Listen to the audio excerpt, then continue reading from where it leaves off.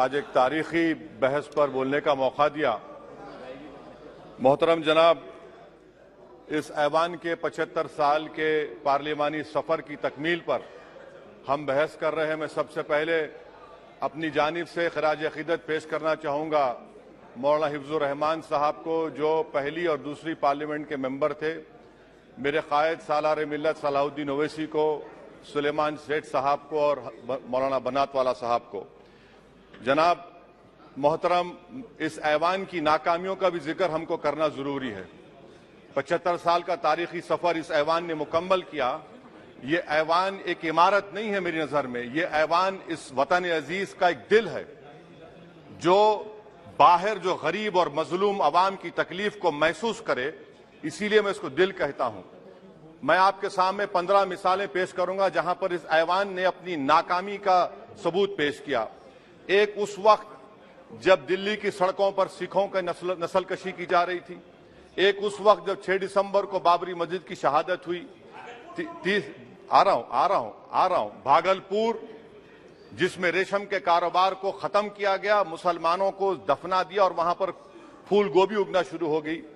एक उस वक्त नाकामी साबित हुई जब मुजफ्फरनगर और गुजरात में नस्लकशी की गई।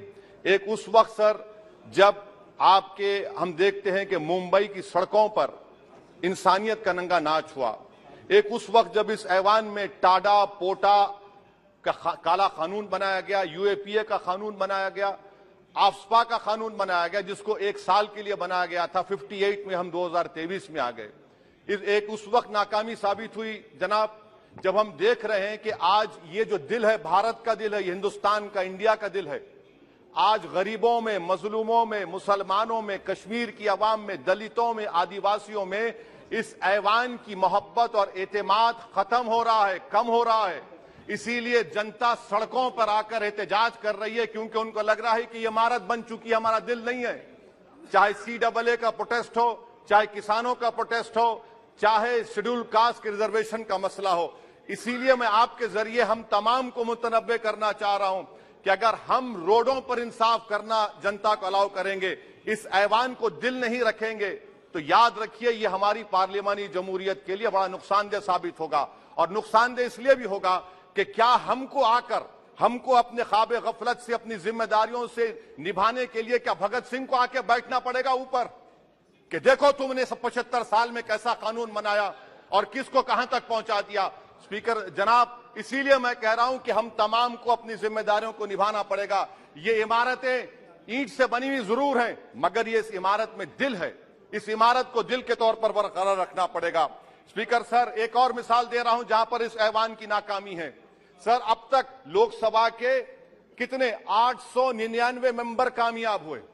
अब बताइए सर, पार्लियामेंट्री जमहूरियत में शराकतदारी की जमहूरियत है, रिप्रेजेंटेटिव फॉर्म ऑफ डेमोक्रेसी में 8,992 में कितने मुसलमान कामयाब हुए?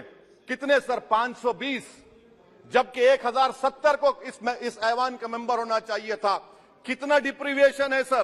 कितना डिप्रीविएशन है? 92% डिप्रीविएशन है।